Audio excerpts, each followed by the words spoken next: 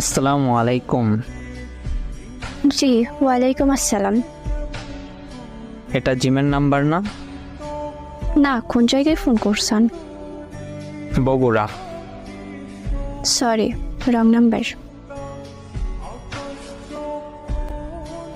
5 minute পর সে আবার phone করে।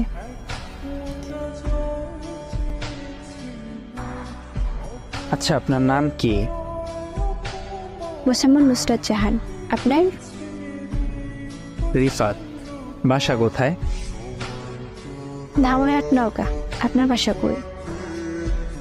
বগুড়া, আদমদীঘি। আচ্ছা, কোন ক্লাসে পড়েন? ক্লাস 7।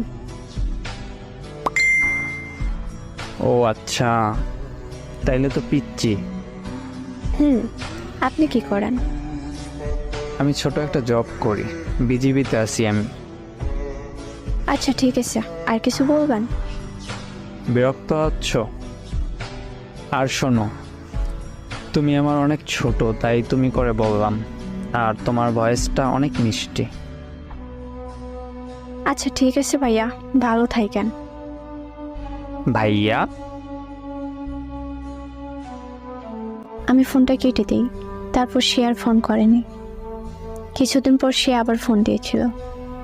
তখন আম্মু ফোন ধরেছিল, সে ভয় পেয়ে কেটে দেয়। তারপর সে ওই দিন প্রায় 12টা 10 বাজে আবার ফোন দেয়। তখন আমি রিসিভ করি।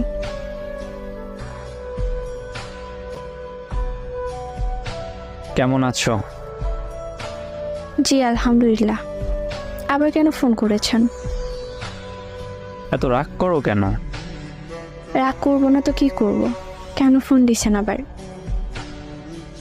তোমার ভয়েসের মায়ায় পড়ে গেছি।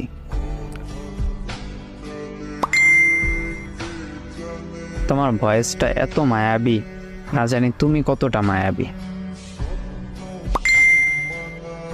আর কিছু বলবেন? শোনো না, বলেন। আমরা কি ফ্রেন্ড হিসেবে কথা বলতে পারি? আমি অনেক ছোট, ক্লাস 7-এ পড়ি। আর এটা আমার ফোন না, আম্মুর ফোন। আর মূল কথা হচ্ছে আপনি আমার অনেক বড়। কিভাবে সম্ভব? এটা সম্ভব না। সম্পর্ক কখনো বয়স দেখে হয় না।